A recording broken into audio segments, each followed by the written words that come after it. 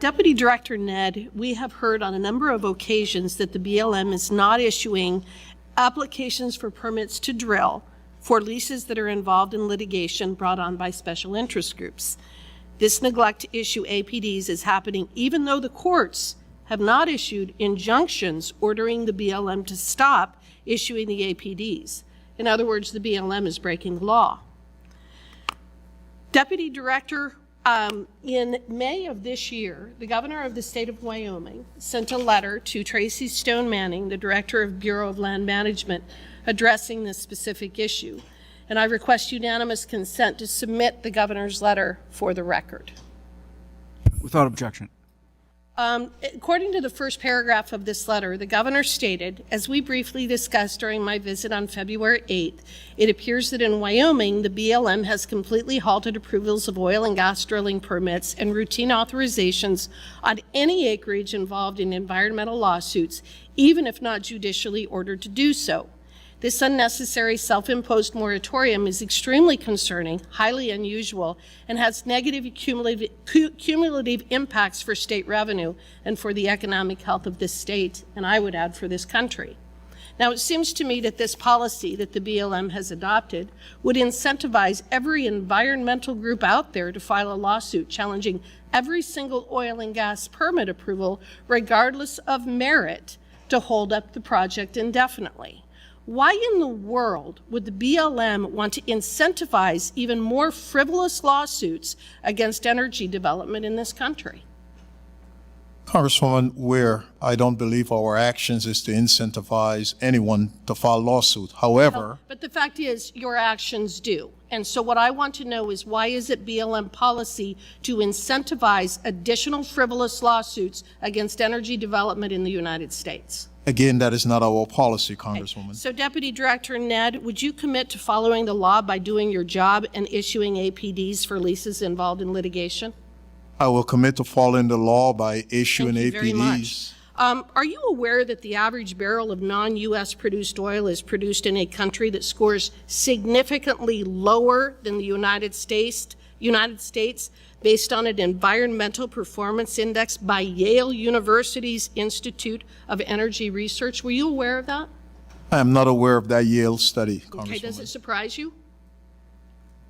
I am not aware with the study, so I cannot comment on it. Okay, why would this administration insist on exporting our economy and our jobs to other nations to do something that we can do better? Again, the administration approach is how to transition to a clean energy economy. I'd like you to answer my question. Why are you exporting our economy and our jobs to countries to do things that we can do better?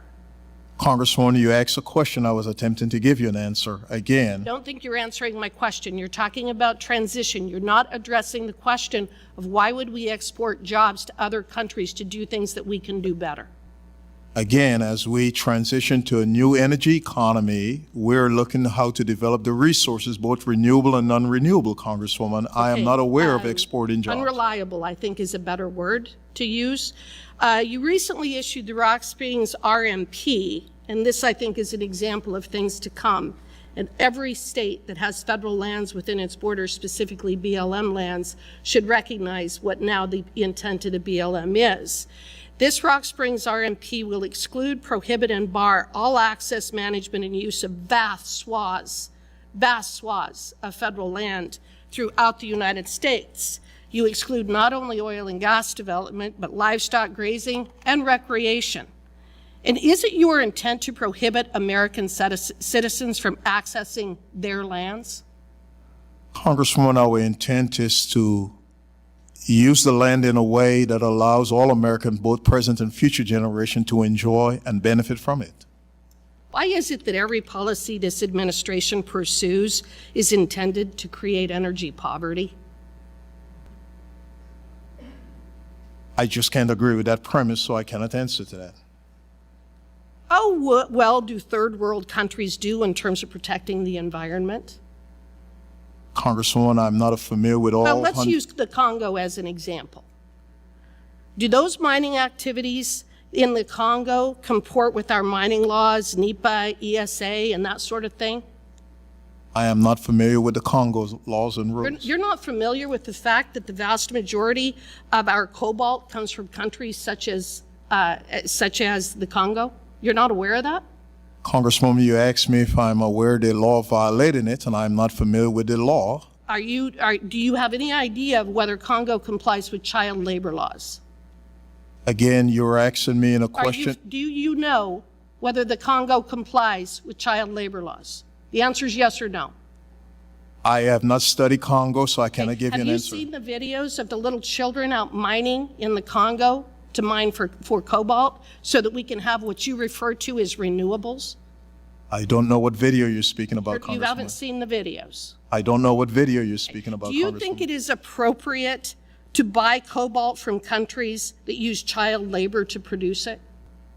Again, I can speak for what the Bureau of Land No, Management I is. want to know the position. This is the question. Do you believe it is appropriate for us to buy cobalt from countries that use child labor to produce it? It's a yes or no answer. It's not a yes or no for me, is a Congresswoman. yes or no It's not a answer. yes or no for me, Congresswoman. I'm an official of the Bureau of Land Management, and I can speak to the Bureau of Land Management. I am not an expert on Congo, nor am I an expert on child labor or labor laws. Is it the BLM's policy to buy cobalt from countries that use child labor to produce it? The BLM does not procure cobalt. But the companies that you're advocating for do. I yield back. President Biden and Democrats in Congress continue to push the false narrative that there are leases available out there that oil and gas companies are just choosing not to use.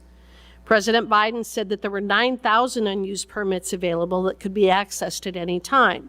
This false number was abused by the Democrats until they realized they couldn't defend it anymore, and they began to use the 6,000 number. When Director Stone Manning from the BLM was here a few months ago, she kept referring to a statistic of some 6,000 or so unused oil and gas leases, suggesting the BLM and Department of Interior had done their part and that it was up to these companies to do theirs by using these old leases without issuing any new ones. Commissioner Novotny, can you dispel this myth for us? Explain where the idea came from and why it is so important that we are able to continue to lease. Mr. Chairman, Representative Hageman, I really appreciate this question. And as this administration has rallied about this ever-changing number, the honest fact is it's just not 9,000.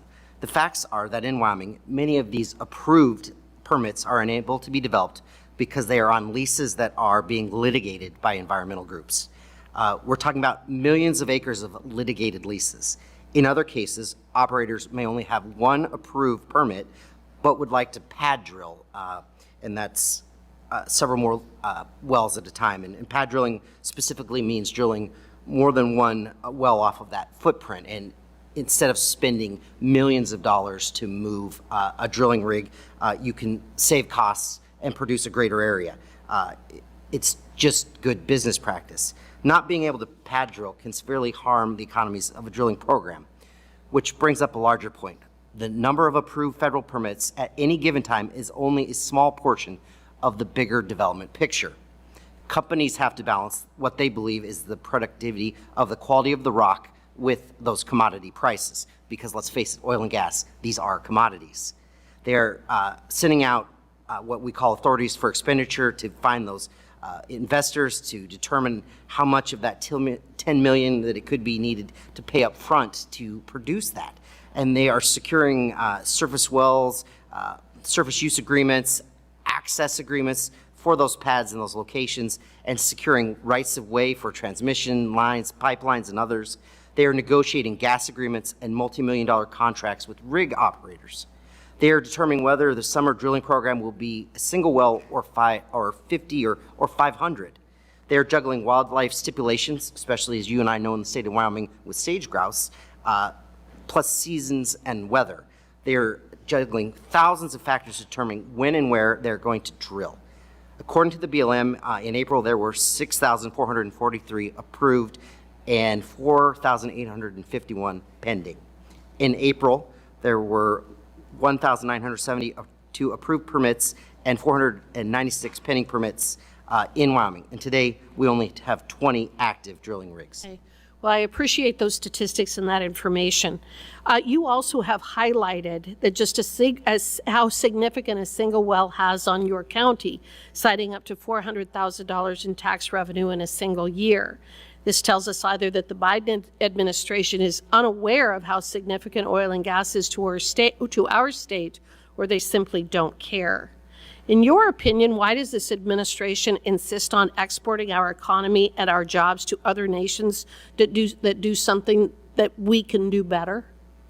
Mr. Chairman, Representative, I have no explanation for the decision of this administration to be so anti-oil and gas.